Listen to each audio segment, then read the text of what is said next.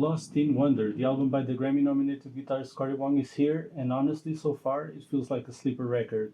Every radio should be playing this record right now, and if you're into more pop and mainstream music like One Direction and Taylor Swift, I think this record might be for you.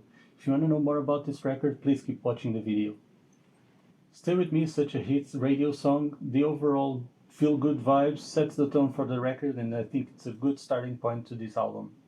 Afterglow, the second track of the record, feels more like a track to be played at clubs, which is something new for Cory Wong, I would say, but it sets the tone production-wise, and I like the evolution that Cory Wong has been showing us regarding his production value and his engineering on the records, and I feel like so far this is the most produced record from him, which is a good thing. Better than this, the third track feels very clever at the beginning, but then transitions into the more funky rhythms that we are used to, so maybe that's why the track is called Better Than This, because I don't think it gets any better than this. So I love the vibe and I love the rhythms and feel like it's a very good composed track.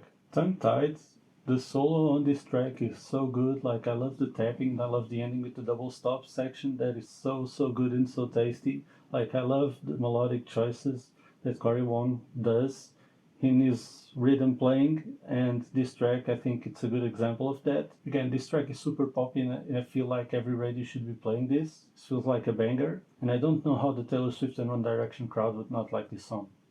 Blame It On a Moon was one of the most hyped tracks of this record, and the Magic City Hippies do an amazing job on this song. One of the best tracks of the record so far in my opinion, but it feels a bit loopy at times. Also, the solo in this track is very good. It goes more into a jazz fusion direction with some cliches in the middle, but I like that direction and I hope Cory would go more into this. Maybe it's a me problem with the genre, but I would like Cory go more in the Scott Anderson way and less in the Wham poppy direction, but maybe that's just me.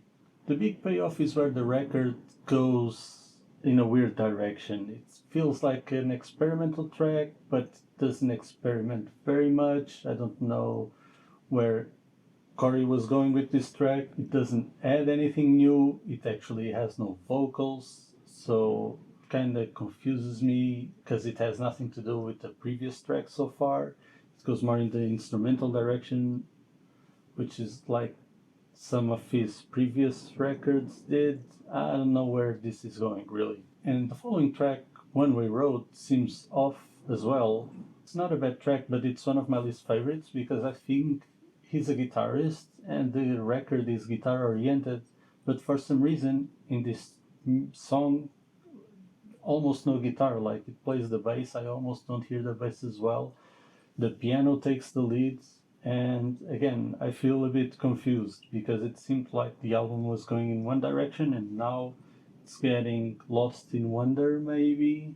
Maybe that's why the album is called this way. I know there is a solo in the song, but it feels a very generic song otherwise. You've got to be careful with the roads you decide to go, because if it's a one-way road, then maybe you cannot turn back. But again, I feel a bit confused with the direction here.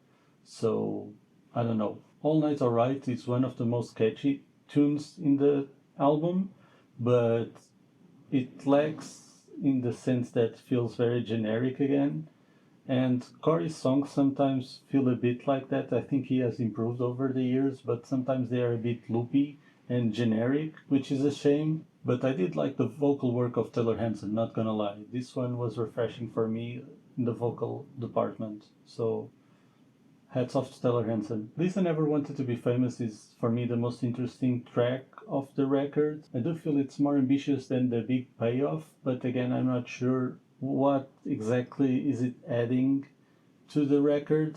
I think the first half of the album we were going in one direction, and now we seem to be going spread like in all these roads. So I don't know where we are going, and I think the album consistency overall is worsened by this. The trade-off is that consistency is just not there. Lost in Wonder is a song that gave the title to the record, and of course because of that I thought it would be an highlight, but to be honest, it's one of the most forgettable tracks of the record. I'm sorry.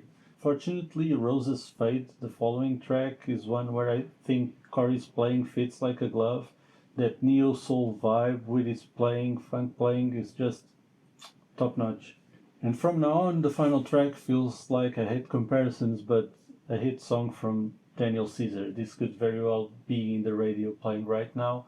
Some of the tracks in this record could very well be playing on the radio because they are good tracks and they're very poppy and catchy.